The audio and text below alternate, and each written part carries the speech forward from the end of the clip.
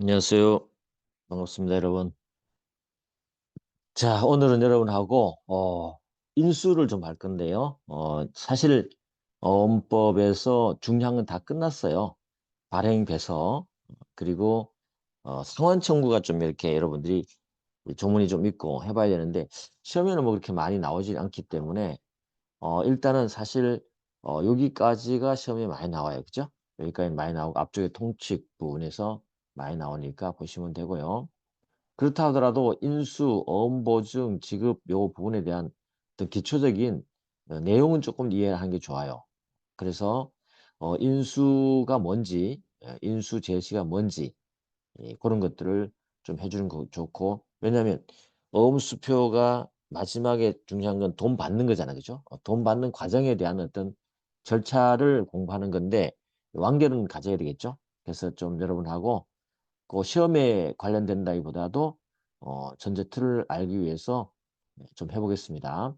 그리고 거기서 또 한두 지문, 몇 개 조문들은 또 시험에 등장하기 때문에 이해를 해두시면 좋겠습니다.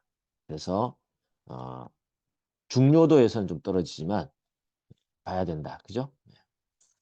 자, 그러면 우리가 인수는 어디 부분이 있느냐? 인수는 어음 전체 시스템이 이렇게 흘러가고 있잖아요. 발행인, 지급인, 수취인, 배서인 쭉 있죠. 마지막 소지인이 돈 받는 과정이에요. 인수하고 지급 부분은 돈 받는 과정이에요. 그 마지막 소지인이 이제 만기가 좀 돌아올 거 아니에요. 그죠? 올 때 누구에게? 지급인에게 돈 달라고 해야 되겠죠. 물론 돈 달라고 지급인에 바로 하는 건 아니고 지급인은 채무자가 아니기 때문에 당신이 여기 지급인으로 돼 있는데 요거 어음수표를 인수하겠느냐, 다시 말해서 채무를 부담하겠느냐라고 물어보는 과정이 인수 과정이에요. 알겠죠? 인수 과정. 그래서 소지인이 인수할 거냐라고 하는 것을 우리가 뭐라고 하냐면 인수 제시라 그래요. 내가 이런 수표를 마지막까지 받았는데 발행인이 지급인을 당신으로 써놨는데 돈 줄 거냐라고 물어보는 거죠. 이걸 우리가 인수 제시라 그래요. 나 이미 이 자금 관계가 있어서 가백에 내가 돈을 다 갚아버렸어. 상환해버렸어. 라고 말이 나오면 어떻게 돼요? 나는 갚을 수 없어. 라고 하면 그게 뭐죠? 인수 거절이 되는 거죠. 안 갚겠다 하는 것도 거절이 될 것이고 여러 가지 다른 이유를 대는 것도 거절이 되겠죠. 그래서 인수 제시, 인수 거절이 뭔지를 우리가 좀 알아보면 돼요. 요걸 알려고 하는 거야. 알겠죠? 했는데 만약에 돈 줄게. 내가 맞아. 가비에 돈 줄 게 있네. 그러면 내가 이거 금액을 줄게 라고 하잖아요. 그러면 뭐가 돼요? 요게 인수가 되는 거죠. 인수인데 이렇게 노랗게 표시되어 있잖아요. 요건 뭐라 그랬습니까? 어음수표 행위라 그랬어요. 어음수표 행위 기준은 뭐라 그랬죠? 기명, 날인, 서명을 필수 요건에. 인수도 마찬가지로 내가 돈 주겠다라고 기명, 날인, 서명하는 거예요. 아시겠죠? 그렇게 하면 지급인은 이제 신분이 바뀌는 거죠. 뭐로요? 인수인으로 바뀌는 거예요. 알겠죠? 인수인으로 바뀌고 이제는 뭐가 돼요? 주채무자가 되는 거죠. 이 어음에 대해서 채무를 부담해야 되는 거죠. 그래서 이번 시간에는 여러분하고 요걸 공부할 겁니다. 요거 공부하고 시간이 허락된다면 어음 보증까지 한번 가볼게요. 그렇게 해서 빨리 여러분하고 어음 수표를 마무리 짓도록 하겠습니다. 자, 그럼 여러분 이제 먼저 교재를 좀 펼쳐보시면 교재를 보는 게 좋겠습니다. 왜냐하면 여기서는 시험이 잘 안 나오기 때문에 PT는 별로 만들어져 있지 않습니다. 요 그림밖에 없기 때문에 교재로 좀 설명을 조문과 함께 해보도록 하겠습니다. 그래서 인수를 펼쳐보시면 여러분들이 이제 교재는 642페이지가 될 겁니다. 642페이지를 펼쳐보시면 인수가 나와요. 자, 인수가 뭔지 쭉 제가 간단하게 설명하면서 넘어가 볼 테니까 여러분 쭉 따라오면서 이해만 좀 하시면 되고 제가 별표를 치면 그 부분은 지문이 시험에 나올 수 있는 거니까 기억을 해 두시면 되고요. 자, 인수는 반음의 지급인이 어음 채무를 부담하겠다는 의사를 어음상에 표시해 주는 거. 알겠죠? 요걸 인수라 그래요. 그리고 뭐 이미 다 한 거죠. 인수는 어디에만 있습니까? 반음에만 있죠. 약소음 수표에는 인수 제도가 없습니다. 이미 다 한 겁니다. 확인만 하시면 돼요. 특히 이제 우리 수표에 지급인 인수 제도가 없는 것은 이제 수표의 신용증권화를 방지하기 위한 취지로 갖고 있다 보시면 되고요. 근데요, 뭐 참고로 말씀드리면 약소금의 발행에는요, 인수인은 아니지만 우리가 환음의 발행인과 좀 달라요. 뭡니까? 환음의 인수인과 동일한 책임진다. 그 말은 약소금의 발행인은 주채무자가 됩니다. 알겠죠? 주채무자가 된다는 거 여러분이 확인하시면 돼요. 이렇게 이해를 해주시면 돼요. 그래서 결국 다시 한번 복습하면 인수인은 혹은 약소금의 발행인은 뭐예요? 엄상 주채무자다. 알겠죠? 엄에 대해서 1차적으로 엄 지급물을 부담한다는 얘기죠.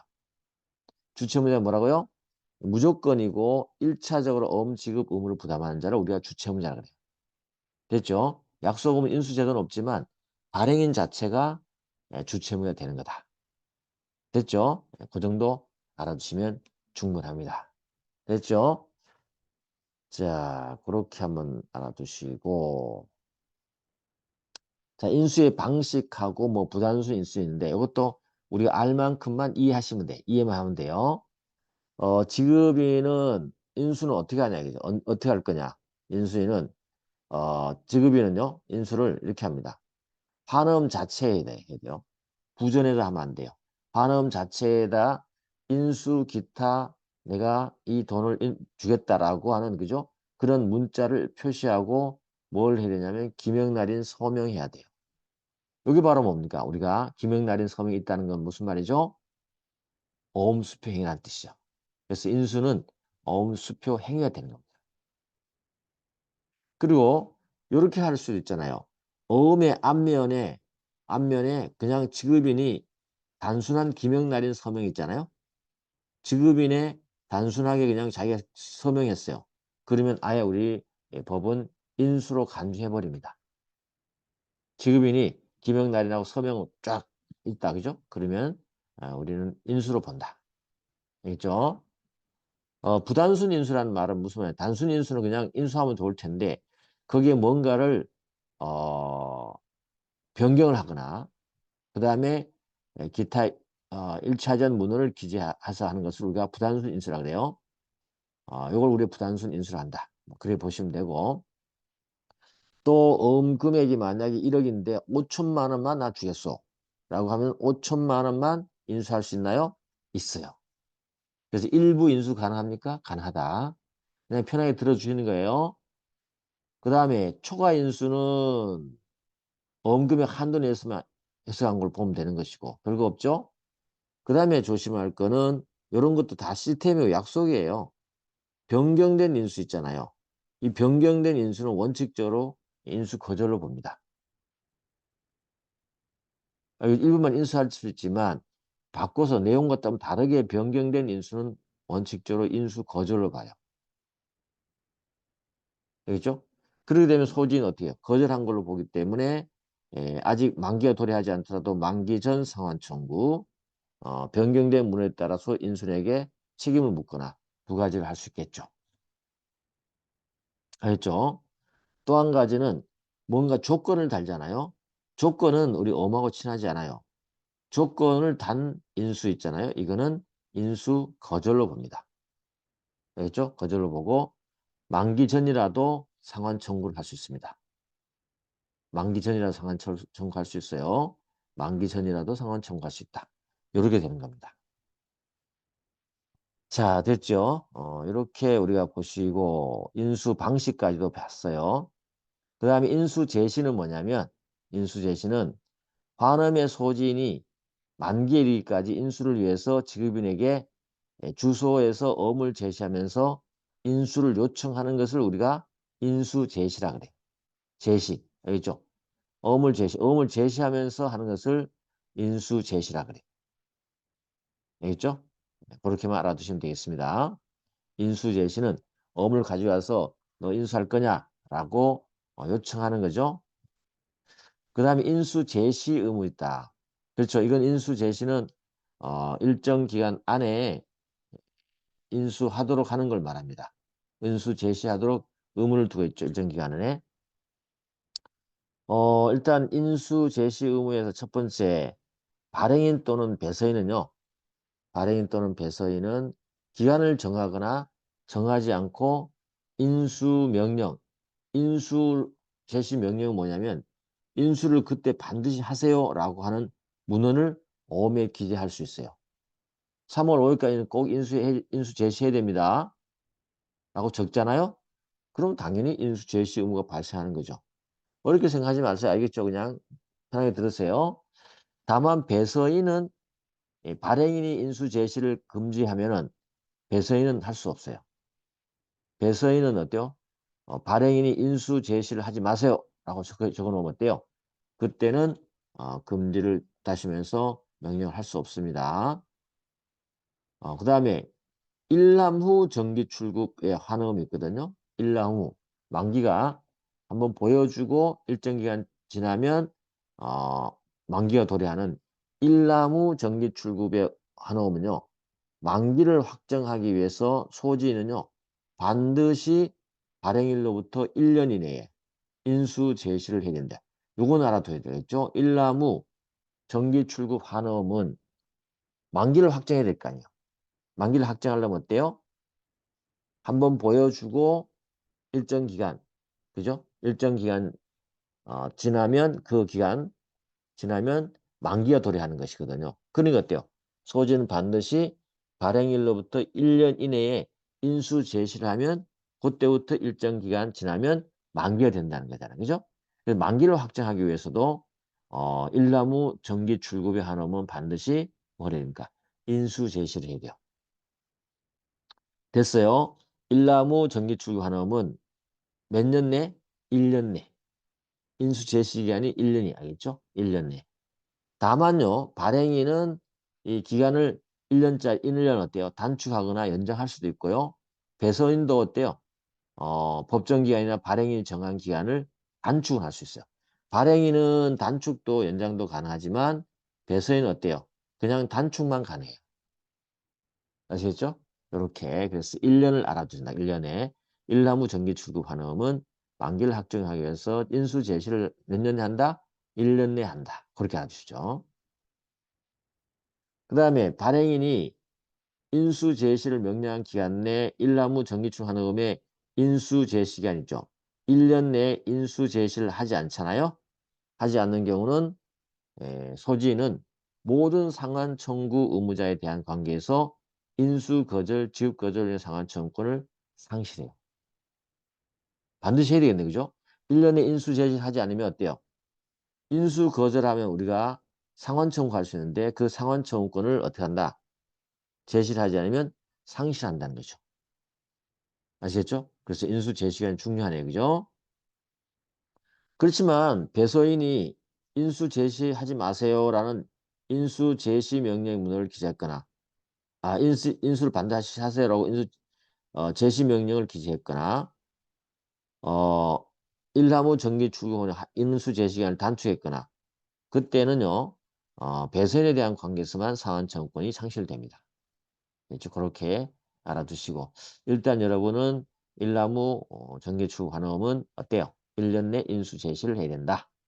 인수 제시를 하지 않으면 어떻게 한다? 상환 청구권이 상실된다. 요거 알아주면 되죠. 그죠? 요게 포인트다. 그렇게 이해를 해주시고 무슨 말인지는 이해되죠? 그렇게 하면 됩니다. 그 다음에 인수 제시 금지야. 아까도 말했지만 발행인은 인수 제시를 금지한다는 어음에 기재할 수 있어요. 발행인 인수 제시하지 마세요. 라고 할 수 있다는 얘기죠. 그래서 왜냐하면 반음이 조기에 인수 제시돼서 공연히 인수가 거절되는 것을 막기 위한 거죠. 알겠죠? 그래서 뭐 물건의 매도인이 매수인을 지급인을 해서 반음을 발행했는데 물건이 매수인에게 도착할 때까지는 인수를 제시를 못하게 하는 거예요. 그런 겁니다. 그냥 하여튼 인수 제시를 금지한 뜻을 적을 수 있다. 이렇게 알아두세요. 나머지는 뭐 신경 쓸 거 없어요.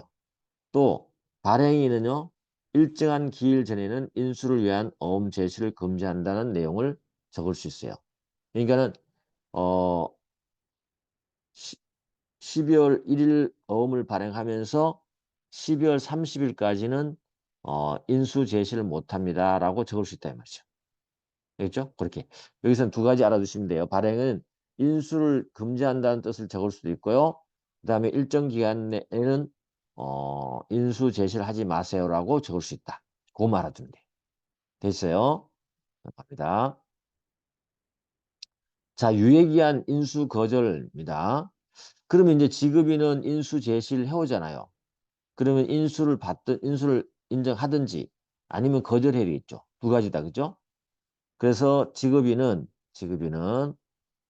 첫 번째 제시일의 다음 날에, 첫 번째 제시일의 다음 날에 두 번째 제시를 해주세요라고 청구할 수 있어요.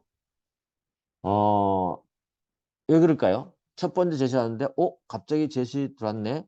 한 번 더 생각해 볼게요, 제가. 그거죠. 요걸 바로 유예기한입니다. 첫 번째 제시일의 다음 날에 두 번째 제시를 해주실래요? 라고 할 수 있다는 거죠. 요걸 유예기한. 그렇죠? 물론 이제 조문에 이런 게 나와요.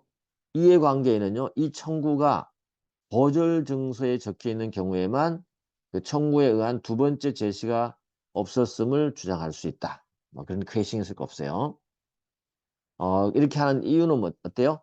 인수를 할 것인지 여부를 결정하기 위해서 또 한음에 발행인에게 조회해 주기 위해서 이렇게 유예기한을 달라고 할 수 있죠. 그죠? 무조건 돈 줄 수는 없잖아요. 그죠? 확인 한번 해보고 싶을 때 유예기한을 달라고 할 수 있다. 그게 뭡니까? 첫 번째 제시 다음 날에 다시 한번 두 번째 제시를 해줄래요? 라고 하는 것을 우리는 유예기한 혹은 유예기한 또는 숙려기한을 하죠. 그죠? 그 다음에 소지인은요, 인수를 위해서 제시한 어음을 지급인에 교부할 필요는 없어요. 그냥 보여주기만 하면 돼요. 알겠죠? 인수할 때는 어음을 줄 필요가 없어요. 인수할 때는 돈 받은 게 아니잖아요. 그죠? 소지인은 인수를 위해서 제시한 어음을 교부할 필요가 있어 없어요? 없다. 알아둬야 돼. 그죠? 교부할 필요 없다. 왜? 나중에 돈 받을 때 지급 제시를 또 해야 되거든요. 그때는 줘야 되겠지만. 만약에 유예기한을 주지 않잖아요. 요청하지 않으면 어때요? 즉시 인수를 해야 되고요. 즉시 인수를 하지 않으면 어때요? 인수 거절로 보고 만기 전에 상환 청구권을 행사할 수 있어요. 만기 전 상환 청구. 상환 청구는 만기 전 상환 청구, 만기 후 상환 청구가 있거든요. 이게 이제 환음에 나오는데 왜냐하면 인수 제시와 지급 제시가 나눠지기 때문에 그래요. 알겠죠? 인수 제시는 만기 전에 하는 거고 그 다음에 지급 제시는 만기 후에 하는 것이거든요. 예, 그래서 달라지는 거예요. 근데 뭐 약소금이나 수표는 그런 게 없기 때문에 만기 전후 상환 청구는 없어요. 어쨌거나 여기는 인수하는 것은 만기 전 상환 청구를 행사할 수 있는 거예요. 인수를 거절하면 그렇게 여러분이 알아두시면 돼요. 자, 이제 구조가 조금 떠오르나요? 떠올라야 되는 거. 그 다음에 인수하면 어떤 효과가 발생하느냐. 간단하게만 정리하겠습니다. 당연히 인수하면 어떤 효과가 발생하여? 지급인은 인수를 함으로써 언제? 인수인이 돼버리고 만기에 환음을 지급할 의무를 부담하는 거죠. 그렇죠? 그런 거죠. 그래서 소지인은 어때요? 모든 엄금에 대해서 어때요? 누구에게 직접 청구권을 갖는 거죠. 인수인에 대해서 환음으로부터 생기는 직접 청구권을 갖게 되는 거죠. 됐죠? 그렇게 인수의 효력은 일단 돈 줘야 된다는 주채무가 발생한다. 말소, 환음의 인수를 기재한 지급인이 어음을 반환하기 전에 인수의 기재를 삭제해 버렸어요. 그거는 인수를 거절한 것으로 본다. 이거 말아주시면 되겠냐? 거절한 것. 뭐 인수의 기재 내용을 말소해 버렸어요. 그죠? 네, 그거는 거절한 걸 보겠다. 그 다음에 뭐 제3자 방 지급은 크게 신경 쓸 거 없어요. 여기서는 이게 문제 되지 않습니다. 그렇게 넘어가도록 하고요. 자, 됐어요. 이렇게 해서 이제 우리가 인수는 끝났어. 인수가 뭔지 아시겠죠? 이제 인수. 그다음에 우리가 어음 보증을 가볼 건데요. 어음 보증도 그림을 한번 볼까요? 어음 보증도 그림을 한번 보시면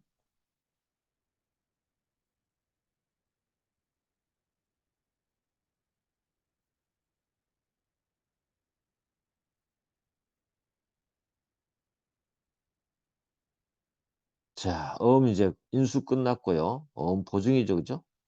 보증의 그림을 보면 여기입니다. 어음 보증.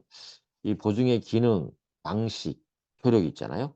이런 걸 살펴보면 됩니다. 그래서 보증 부분이 위치만 좀 알아두시면 되죠. 위치만 좀 알아두고 우리가 같이 공부를 교재를 해보시면 돼요. 보증은 어떤 부분이에요? 이 부분이죠. 요 보증. 이 보증입니다. 요 D가 보증하는 거잖아, 그죠? A게 보증하는 건데 이걸 보증행위라 그래요. 요것도 노랗게 되어 있죠? 보증할 때도 어떻게 돼요? 기명, 날인, 서명하는 거예요. 기명, 날인, 서명하는 겁니다. 여기 보증할 때도. 그런데 이 보증은 이럴 때 수취인이만 할 수 있는 거냐? 요 배서인에서 보증할 수 있고요. 모든 행위에 대해서 다 보증할 수 있어요. 알겠죠? 여기서 엄행에 다 보증할 수 있다. 근데 여기 예를 들기 위해서 여기서 보증을 해놨기 때문인 거고 다른 곳에도 보증을 할 수 있는 거예요. 됐죠? 그렇게 해놓고 우리가 보증에 대한 교재 내용을 또 다시 한번 보도록 하겠습니다. 자, 보증은 여러분이 교재를 펼쳐봅니다. 펼쳐보시면 페이지 645페이지죠? 645페이지. 보증은 시험에 나와요. 뭐 시험에 나오기 때문에 보증은 시험에 나오기 때문에 여러분 기억을 해주셔야 되는 부분이죠. 보증은 금액에 대해서 전부 또는 일부 있죠. 금액에 대한 전부 또는 일부를 지급을 담보하는 것을 우리는 보증이라고 합니다. 알겠죠? 보증이라고 합니다. 그래서 환음의 보증은요, 금액의 전부 또는 일부를 지급을 담보한다는 거 여러분 개념 정도 이해를 해주시면 좋을 것 같고요. 그래서 이렇게 담보해준다, 지급을 담보해준다는 거잖아요, 그죠? 그걸 우리가 보증이 별거 아니에요. 어, 다만 우리가 관계에 대한 보증이잖아요, 그죠? 그렇기 때문에 어음상 채무를 보증하는 자가 원인 관계상 채무에서 보증 책임질까요? 그건 안 져요. 알겠죠? 특별한 약정이 없는 한, 그죠? 원인 관계 채무는 지지 않습니다. 원인 관계. 무인성 때문에 그래요. 그 다음에 조심할 건 있다. 우리 어음행위는 조건에 친하지 않다 그랬잖아요. 그런데 보증은요, 조건부로 도 효력이 인정돼요. 판례 입장에, 알겠죠? 보증은 조건부로 해도 상관없어요. 그래서 그 밑에 판례를 여러분이 읽어주시면 별 내용 없어요. 그냥 조건부로 어음 보증을 할 수 있다. 뭐 이 정도 여러분이 알아두시면 될 것 같아요. 됐죠? 그래서 어음 수표를 좀 편하게 하셔야 돼요. 편하게 하셔야 됩니다. 그 다음에 어음 보증인은 어음 관계에 관여하진 제3자와 이미 어음의 기명 날인 서명한 자. 그러니까 보증을 할 수 있는 자 있죠. 보증을 할 수 있는 자 누가 있냐 이거죠. 다시 말해 제3자도 보증할 수 있고요. 이미 어음의 기명 날인 서명한 자도 보증은 다 가능해요. 알겠죠? 그렇지만 뭐 상식적으로 알아둔다면 약소금의 발행인 죠, 반음인, 인수인, 이 사람들은 어음 채무자잖아요. 어음 채무자인데 자신이 어음 보증이 된다는 것은 무의미하죠. 그죠? 그런 겁니다. 그리고 수표도 어때요? 지급인은 수표 보증이 되는 것을 아예 금지하고 있어요. 신용증권을 방지하기 위해서 한 건데 뭐 그 정도 알아두시면 돼요. 그래서 여러분 크게 신경 쓸 거 없고 어음보증인은 제3자도 할 수 있다. 이미 기명날인 서명한 자도 할 수 있다. 근데 약소금의 발행인 인수인은 안 된다. 뭐 이 정도 알아두시면 되겠죠. 그죠? 그 다음에 피보증인은 누구냐? 피보증인은 주로 어음 채무자겠죠. 어음 채무자. 그죠? 어음 채무자 되는데 주채무자도 되지만 상환 청구 의무자도 피보증이 될 수 있어요. 근데 누구는 안 돼요. 채무자가 아닌 자인 직접 지급만 담당하는 자. 근데 환음의 지급인은 채무자가 아니잖아요. 그죠? 이런 자들은 피보증인 하더라도 효력이 없어요. 됐죠? 그 정도. 그 정도 여러분이 이해하시면 충분하고요. 자, 보증의 방식은 어떻게 하는 가 볼까요? 이런 것들이 객관식이나 선택형으로 나오죠. 보증의 방식은, 보증 표시는 한음에 직접적으로 하거나 아니면 보충제, 별도의 종이해도 상관없어요. 그 대신에 보증한다는 뜻을 반드시 적고 기명날인 서명해야 돼요. 왜 그랬죠? 이것도 오음행이니까. 어음수평이니까. 좀 주의할 건 있습니다. 한음이 앞쪽에 있죠. 앞쪽에다 단순하게 기명날인 서명하잖아요. 요거는 우리가 보증을 한 것을 봐버립니다. 그죠? 그래서 여러분들은 어음의 앞쪽에다가 함부로 사인하면 돼, 안 돼? 안 돼요. 옛날에 이거 갖고 사기도 많이 치고 했어요. 무의식적으로 사인하게 해서 보증인이 되도록 해버린 경우가 있었어요. 근데 조심할 것은 지급인이나 발행인이 앞면에다 기명날인 서명했다. 이거 보증으로 볼까요? 보증으로 안 봐요. 왜냐하면 원래 어음수표에 지급인하고 발행인은 앞면에 기명날인 서명하도록 돼 있어요. 그렇죠? 그렇기 때문에 그들이 기명날인 서명했다는 것은 보증으로 볼 수도 없잖아요. 그죠? 그래서 지급인 발행인이 기명날인 서명했다. 요거는 보증으로 보지 않습니다. 그 외의 자가 앞면에다 무조건 사인한다 그러면 이거는 보증을 한 것을 보는 거죠. 그 다음에 보증에는요. 누구를 위하여 한 것을 반드시 표시해야 돼요. 누구를 위해서 보증하는지, 배선을 위해서 보증하는 것인지, 알죠? 아니면 뭐, 어, 인수인을, 보증할 것인지, 그죠? 만약에 이는 표시가 없잖아요. 누구를 위해서 한 걸 봅니까? 발행인을 위해서 보증한 것을 보는 거죠. 요 보증 방식은 다 기억을 해 두셔야 돼요. 알겠죠? 예, 그런 거. 하나의 틀이에요, 틀. 틀이고 좀 이렇게, 뭐랄까, 약속이죠. 어음은 약속으로 생각하면 되지.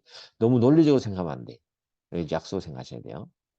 자, 보증하면 어떤 효력이 발생할까요?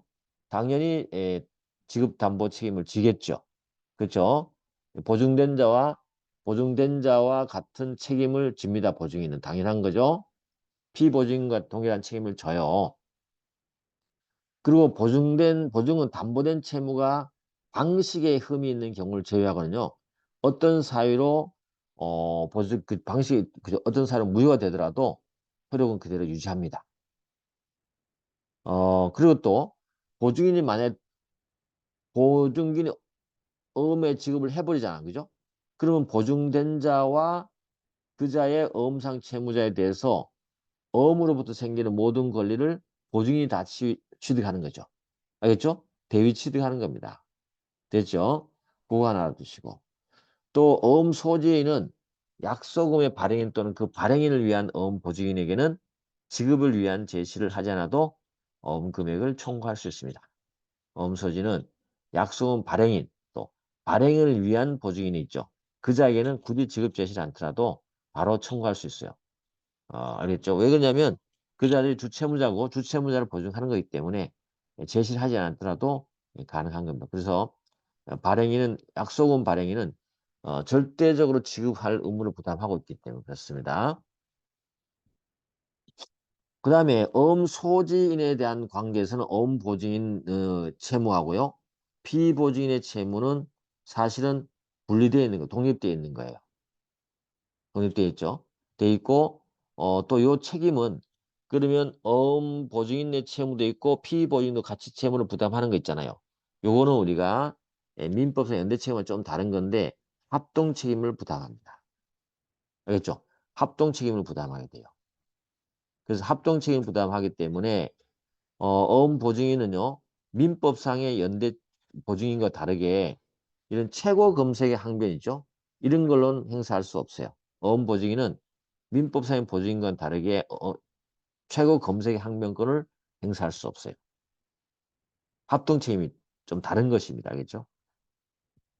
또 수인의 보증인이 동일한 채무를 피보증 채무를 한 경우에도 이거는 공동보증이 나잖아요. 그죠? 공동보증인인데 민법상의 공동보증에 다르게 보증인 상호 간에 분별의 이익이 없어요. 그래서 각자는 그냥 어음금 전액에 대해서 합동 책임을 부담해요. 이런 것들이 차이점이 합동 책임이에요. 알겠죠? 연대 책임은 비슷한 것처럼 느껴지지만 이렇게 최고 검색의 항변을 할 수 없고요. 그 다음에 분별의 이유가 없고 각자 전액에 대해서 책임을 진다면서 이게 합동 책임인 거죠. 됐죠? 그 다음에 이제 판례 하나 있는데 피용자가 사용자 명의의 조건부 어음 보증 부분을 위조했어요. 조건부 어음 보증을 위조했는데 그게 조건이 불성취돼 버렸네요. 그래서 사용자에게 보증 책임을 물을 수 없게 돼 버렸죠. 그런 경우는 민법상 사용자 책임을 물을 수 있어 없어요? 없어요. 위조했지만 조건 불성취로 사용자가 책임을 물을 수 없는 상황이 됐잖아요. 그죠? 사용자에게 책임을 물을 수 없는 상황이 돼 버렸어요. 그럴 때는 사용자 책임을 물을 수가 없습니다. 됐죠? 실익이 없다. 네, 그렇게 알아두시면 되겠습니다. 자, 넘어가시고요. 자, 이렇게 해서 보증도 이 정도 여러분 하시면 될 것 같아요. 보증하고 보증에 대한 내용을 간단하게 여러분 복습 한번 하고 마무리 짓도록 하겠습니다.